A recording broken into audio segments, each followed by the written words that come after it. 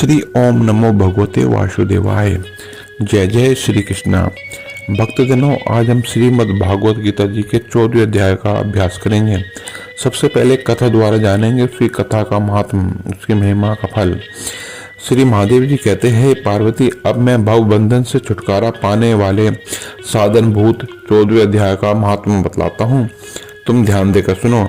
Single द्वीप में विक्रम बेताल नामक एक राजा थे जो सिंह के समान पराक्रमी और कलाओं के भंडार थे। एक दिन वे शिकार खेलने के लिए उत्सुक होकर राजकुमारों सहित 2 कुतियाओं के साथ लिए वन में गए। वहां पहुंचने पर उन्होंने तीव्र गति से भागते हुए खरगोश के पीछे अपनी कुतिया छोड़ दी। उस समय वे प्राणियों को देखते देखते खरगोश इस प्रकार भागने लगा मानो कहीं उड़ गया हो। दौड़ते दौड़ते वह बहुत थक जाने के कारण एक बड़े गड्ढे में गिर गया। गिरने पर भी वह कुतिया के हाथ नहीं आया और उस स्थान पर जहां पहुंचा, जहां का वातावरण बहुत ही शांत था, वहां हरिण निर्भय होकर सब और वृक्षों की छाया में बैठे रहते थे। बंदर भी अपने आप टूटकर गिरे हुए नारियल के फलों और पके हुए आमों से परिपूर्ण तृप्त थे। वहां सिंह हाथी के बच्चों के साथ खेलते और सांप निडर होकर मोर के पंखों में घुस जाते थे। उस स्थान पर एक आश्रम के भीतर वत्स नामक मुनि रहते थे जो जितेंद्रिय एवं शांत भाव से निरंतर गीता के 14 अध्याय का पाठ किया करते थे। आश्रम के पास ही वत्स मुनि के किसी शिष्य ने अपना पैर धोया था। यह भी 14 अध्याय का पाठ किया करता था। उनके जल से वहां की मिट्टी गीली हो गई थी। खरगोश का जीवन कुछ शेष था। वह हाँफता हुआ आकर उसी कीचड़ में गिर गया। उसके स्पर्श मात्र से ही खरगोश दिव्य विमान पर बैठकर स्वर्गलोक को चला गया। फिर कुतिया भी उसका पीछा करती हुई आई। वहां उसके शरीर में भी कीचड़ के कुछ छींटे लग गए। फिर भूख प्यास की पीड़ा से रहित हो कुतिया का रूप त्याग कर उसने दिव्यांगना का रमणीय रूप धारण कर लिया और गंधर्वों से सुशोभित दिव्य विमान पर आरूढ़ हो वह भी स्वर्गलोक को चले गई। यह देखकर मुनि के मेघावी शिष्य स्कंदर भर हंसने लगे। उन दोनों के पूर्व जन्म का बैर का कारण सोचकर उन्हें बड़ा आश्चर्य हुआ। उस समय राजा के नेत्र भी आश्चर्य से चकित हो गए। उन्होंने बड़ी भक्ति के साथ प्रणाम करके पूछा, हे ऋषि, नीच योनि में पड़े हुए दोनों प्राणी कुतिया और खरगोश ज्ञानहीन होते हुए भी जो स्वर्गलोक को चले गए, इसका क्या कारण है? इसकी कथा सुनाइए। शिष्य ने कहा, हे नरेश, इस वन में वत्स नामक ब्राह्मण रहते हैं। वे बड़े जितेंद्रिय महात्मा हैं, गीता के 14 अध्याय का सदा जप करते हैं।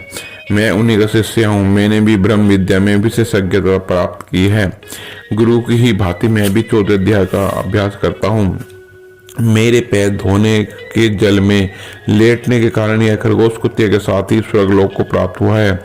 अब मैं अपने हंसने का कारण बताता हूँ। महाराष्ट्र में पत्युदक नामक महान नगर है। वहाँ केशव नामक एक ब्राह्मण रहता था जो कपटी मनुष्यों में अग्रण्य था।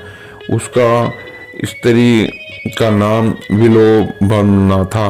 वह स्वच्छंद विहार करने वाली थी। इससे क्रोध में आकर जन्म भर के बैर को याद करके ब्राह्मण ने अपनी स्त्री का वध कर दिया और उसी पाप से उसको खरगोश की योनि में जन्म मिला। ब्राह्मणी भी अपने पाप के कारण कुतिया हुई। श्री महादेव जी कहते हैं, यह सारी कथा सुनकर श्रद्धालु राजा ने गीता के 14 अध्याय का आरंभ कर दिया। इससे उन्हें भी परम गति प्राप्त हुई। जय श्री वासुदेव, जय श्री कृष्ण। भक्तों, यह था श्रीमद् भागवत गीता जी के 14 अध्याय की महिमा का फल। आइए अब हम श्री भागवत गीता जी के 14 अध्याय को अभ्यास करते हैं।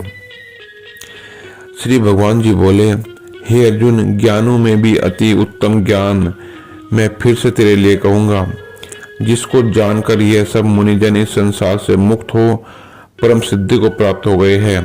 हे अर्जुन, इस ज्ञान को आश्रय करके अर्थात धारण करके मेरे स्वरूप को प्राप्त हुए पुरुष सृष्टि के आदि में पुनः उत्पन्न नहीं होते और प्रलय काल में भी व्याकुल नहीं होते, क्योंकि उनकी दृष्टि में मुझे वासुदेव से कोई भिन्न कोई वस्तु है ही नहीं। हे अर्जुन, मेरी महत ब्रह्मरूप प्रकृति अर्थात त्रिगुणमयी माया संपूर्ण भूतों की योनि है, अर्थात गर्भधान का स्थान है, और मैं उस योनि में चेतन रूप बीज रूप को स्थापन करता हूँ। उस जड़ चेतन के संयोग से सब भूतों की उत्पत्ति होती है। हे अर्जुन, नाना प्रकार की सब योनियों में जितनी मूर्ति अर्थात शरीर उत्पन्न होते हैं, उन सबकी त्रिगुणमयी माया तो गर्भ के धारण करने वाले माता है और मैं बीज को स्थापन करने वाला पिता हूँ। हे अर्जुन, सत्व ज्ञान रजोगुण और तमोगुण ऐसे ही प्रकृति से उत्पन्न हुए तीनों गुण इस अविनाशी जीवात्मा को शरीर से बांधते हैं। हे निष्पाप, उन तीनों गुणों में प्रकाश करने वाला निर्विकार सतगुण तो निर्मल होने के कारण सुख की आसक्ति से और ज्ञान की आसक्ति से अर्थात ज्ञान के अभिमान से बंधता है। हे अर्जुन, राग रूप रजोगुण को कामना और आसक्ति से उत्पन्न हुआ जान, वह इस जीवात्मा को कर्मों की और फल की आसक्ति से बांधता है। और हे अर्जुन, सर्वदेह मान्यों के मोहने वाले तमोगुण को अज्ञानता से उत्पन्न हुआ जान, वह इस जीवात्मा को प्रमाद, आलस्य और निंद्रा के द्वारा बांधता है। इंद्रिया और अंतःकरण की व्यर्थ चेष्टाओं का नाम प्रमाद है। कर्तव्यों कर्म में अप्रति प्राकृतिक रूप निरुद्धमान का नाम आलस्य है। क्योंकि हे अर्जुन, सतगुण सुख में लगाता है और रजोगुण कर्म में लगाता है तथा तमोगुण तो ज्ञान की आच्छादन करके अर्थात ढक के प्रमाद में भी लगाता है। और हे अर्जुन, रजोगुण और तमोगुण को दबाकर सतोगुण होता है अर्थात बढ़ता है तथा रजोगुण और सतोगुण को दबाकर तमोगुण बढ़ता है। वैसे ही तमोगुण और सतगुण को दबाकर रजोगुण बढ़ता है। इसलिए जिस काल में इस देह में और अंतःकरण में और इंद्रियों में चेतनता और बोध शक्ति उत्पन्न होती है, उस काल में ऐसा जानना चाहिए कि सतगुण बड़ा है। और हे अर्जुन, रजोगुण के बढ़ने पर लोभ और प्रकृति अर्थात सांसारिक चेष्टा तथा सब प्रकार के कर्मों का स्वार्थ बुद्धि से आरंभ एवं अशांति अर्थात मन की चंचलता और विषय भोगों की लालसा, वह सब उत्पन्न होते हैं। और हे अर्जुन, तमोगुण के बढ़ने पर अंतःकरण और इंद्रियों में अप्रकाश एवं कर्तव्य कर्मों में अप्रवृत्ति और प्रमाद अर्थात व्यर्थ चेष्टा और निंद्रा आदि अंतःकरण की मोहिनी वृत्तियां यह सभी उत्पन्न होते हैं। हे अर्जुन, जब यह जीवात्मा सद्गुण की वृद्धि में मृत्यु को प्राप्त होता है, तब तो उत्तम कर्म करने वालों के मल रहित अर्थात दिव्य स्वर्ग आदि लोकों को प्राप्त होता है। रजोगुण के बढ़ने पर अर्थात जिस काल में रजोगुण बढ़ता है, उस काल में मृत्यु को प्राप्त होकर कर्मों की आसक्ति वाले मनुष्यों में उत्पन्न होता है तथा तमोगुण के बढ़ने पर मरा हुआ व्यक्ति कीट पशु आदि मूढ़ योनियों में को उत्पन्न होता है। क्योंकि सात्विक कर्मों का तो सात्विक अर्थात सुख ज्ञान और वैराग्य आदि निर्मल फल कहा गया है और राजस कर्मों का फल दुख एवं तामस कर्म का फल अज्ञान कहा है। सतगुण से ज्ञान उत्पन्न होता है और रजोगुण से निसंदेह लोभ उत्पन्न होता है तो तमोगुण से प्रमाद और मोह उत्पन्न होते हैं।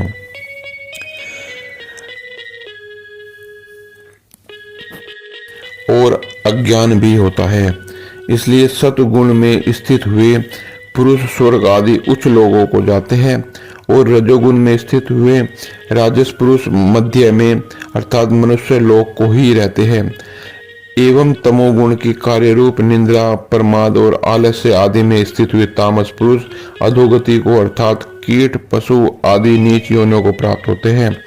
हे अर्जुन, जिस काल में दृष्टा अर्थात समष्टि चेतन एवं एक ही भाव से स्थित हुआ साक्षी पुरुष तीनों गुणों के सिवा अन्य किसी को करता नहीं देखता अर्थात गुण ही गुणों में बरतते ऐसा देखता है और तीनों गुणों से अति परे परम परमेश्वर मुझ परमात्मा को तत्व से जानता है, उस काल में वह पुरुष मेरे स्वरूप को प्राप्त होता है तथा यह पुरुष इन स्थूल शरीर की उत्पत्ति के कारण तीनों गुणों को उल्लंघन करके जन्म मृत्यु वृद्धावस्था और सब प्रकार के दुखों से मुक्त हुआ परमानंद को प्राप्त होता है। इस प्रकार भगवान के रहस्य युक्त वचन को सुनकर अर्जुन ने पूछा, हे पुरुषोत्तम, इन तीनों गुणों से अतीत हुआ पुरुष किन किन लक्षणों से युक्त होता है और किस प्रकार से आचरण करने वाला होता है तथा हे प्रभु मनुष्य किस उपाय से इन तीनों गुणों से अतीत होता है। इस प्रकार अर्जुन के पूछने पर भगवान श्री कृष्ण जी बोले, हे अर्जुन, जो पुरुष सत्वगुण के कार्य रूप प्रकाश को और रजोगुण के कार्य रूप प्रकृति को और तमोगुण के कार्य रूप मोह को भी न पर्वत होने पर बुरा समझता है और न निर्वत होने पर उसकी आकांक्षा करता है तथा जो साक्षी के सदृश स्थित हुआ गुणों के द्वारा विचलित नहीं किया जा सकता है और गुण ही गुणों में बरतते हैं, ऐसा समझता हुआ परम परमेश्वर परमात्मा में एक ही भाव से स्थित रहता है एवं उस स्थिति में चलायमान नहीं होता।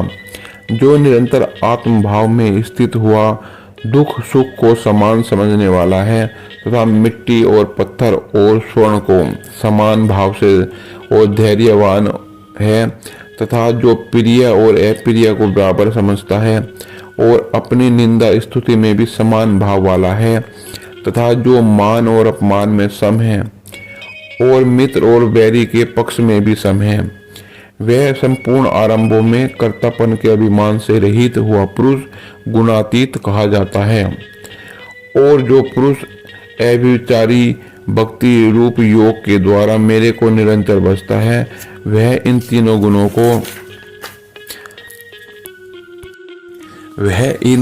गुणों को अच्छी प्रकार उल्लंघन करके परम परमेश्वर ब्रह्म में एक ही भाव होने के लिए योग्य होता है। हे अर्जुन, उस अविनाशी पर ब्रह्म का और अमृत का तथा नित्य धर्म का और अखंड एक रस आनंद का मैं ही एक आश्रय हूँ, अर्थात ब्रह्म हूँ।